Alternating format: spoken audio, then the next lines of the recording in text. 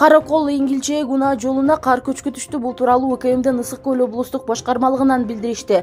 Маалыматка ылайык аталган жолдун 82-85 чакырымындагы Чоң Ашуу ашуусунан 3 жерине болжол менен жалпы 10.983 метр куб кар көчкү түшкөн. Учурда жеринде тазалоо жана кеңейтүү иштери жүрүүдө. Президент Садыр Жапаров Россия Федерациясына иш сапары менен барды. Мамлекет башчысынын учагы Санкт-Петербург шаарынын Пулково эл аралык аэропортуна конду. Садыр Жапаровду Санкт-Петербург губернатору Александр Беглов жана башка расмий адамдар тосуп алышты. Иш сапардын алкагында Кыргызстан менен Россиянын лидерлеринин жолугушуусу пландаштырылган. Ошондой эле Садыр Жапаров Жогорку Евразия экономикалык кеңешинин жыйынына жана көз карандысыз мамлекеттер шериктештигине мүчө мамлекеттердин башчыларынын бейформал жолугушуусуна катышат. Касымалиев мугалим, дарыгер, маданият кызматкерлердин айлыгы 50% жогорулай турганын айтты. Өкмөт башчы Адылбек Касымалиев Ала Тоо 24 телеканалына 1 жылдык ишинин жыйынтыгы боюнча маек берип жатып билдирди.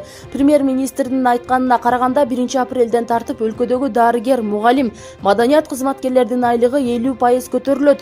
Ал эми 2026 жылдын сентябрында муниципалдык мамлекеттик кызматкерлердин да айлыгы 50% кошулат. Бул үчүн 39 миллиард сом келерки жылдын бюджетине кошулган.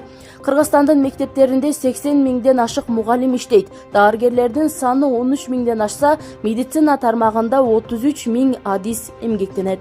Соңку 2 суткада рейд маалында Бишкекте жол эрежелерин бузган 723 автоунаа айып коргоого токтотулду. Бул тууралуу патрулдук милициянын башкармалыгынан кабарлашты. Рейд коомдук тартипти сактоо жана жолдогу кырсыктардын алдын алуу максатында жүргөн. Анда унааны керектүү документтери жок башкарып жүргөн 100 айдоочу жана мас абалында рулга отурган 70 киши кармалган. Патрулдук милиция кыргызстандыктарды жол эрежелерин сактоого чакырды. Кыргызстандан чыккан косметика чет жактарга таанымал болуп баштады. Бул тууралуу Улуттук статистика комитетинин маалыматында айтылды. Январь-октябрь айларында өлкөдөн 2,2 миң тонна косметикалык процедура экспорттолгон. Бул өткөн жылдын ушул эле мезгилиндеги көрсөткүчтөрдөн кыйла жогору. Негизги сатып алуучулар тактап айтканда Россия, Өзбекстан, Белоруссия, Казакстан. Мындан тышкары косметикалык продукция өз өлчөмүндө Румыния, Эстония, Афганистанга экспорттолгон. Дагы 8 өлкө аз эле өлчөмдө сатып алышкан.